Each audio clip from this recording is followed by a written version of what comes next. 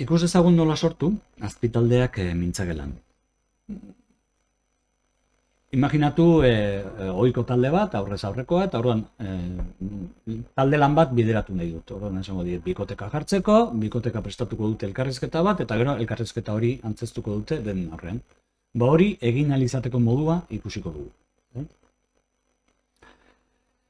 Horretarako, erabiltzaileak izenburu edo kategoriaren alboan dagoen gurpiltxoan sakatuta, hor hainbat aukera topatuko ditugu, sortu banatze taldeen gelak zabalduko dugu.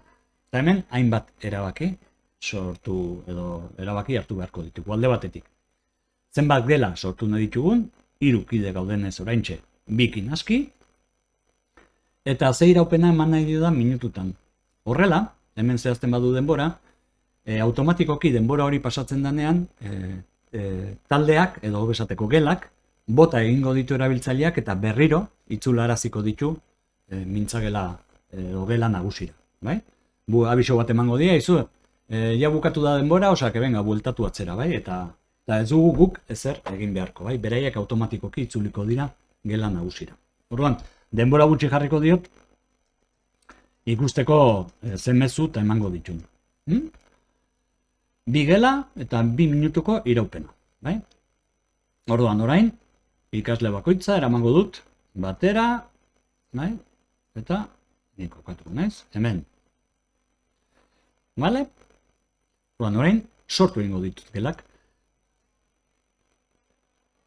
Denei mezu hau emango digu, ikasleei eta irakasleari. Orduan, eman beharko diogu sartu gelan, eta orain eskatuko digu berriza konektatzeko, mikroa, kamera, dena delakoa.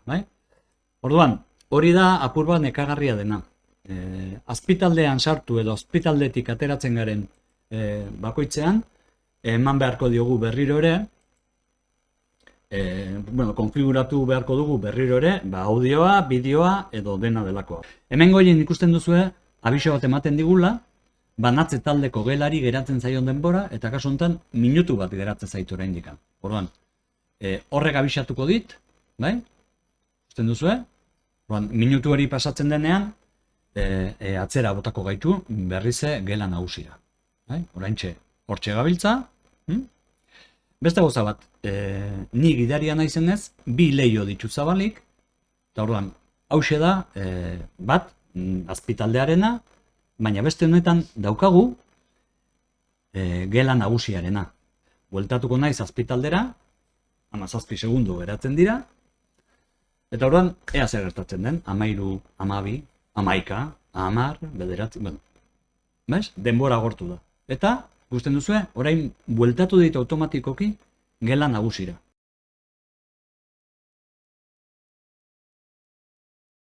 Posible da, irakaslea talde batetik bestera ibiltzea. Ni jarri ditut ikasleak bikoteka, baina nahi dut ikusi zertan ari diren. Orduan, kongo naiz, aholkuak emateko, galderak erantzuteko, edo dena delako. Oain fikatu, 2 gulbaton edo mintzagela 2 lekutan irekita dudala. Hemen, mezu urdin hau ematen didana hori azpitaldea da, baina hemen, gela nagusian dago, ikusten duzue, hemen hainbat informazioa daukat. Eta, gidaria nahi zenez,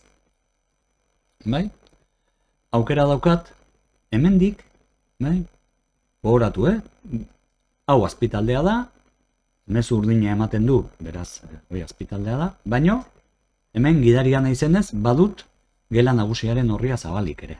Orduan, gela nagusiaren horritik, banatze taldetako gelak, sakatzen badut, hor kudeatzeko aukerak ditut. Orduan, lehenengo gauza, egingo dudana da, azpitalde honen pestaina itxi, eta, orain esango diot, nahi dudala sartu, 2. gelan, Usten da, orain ez dago inongo gelatan, atera nahizelako, eta orduan sartu gelan. Orain, kontua doixe, momenturo eskatuko didala, audioa, orduan, apur bat nekagarria dala. Gero, oitu itezara, baina gira da pixka bat.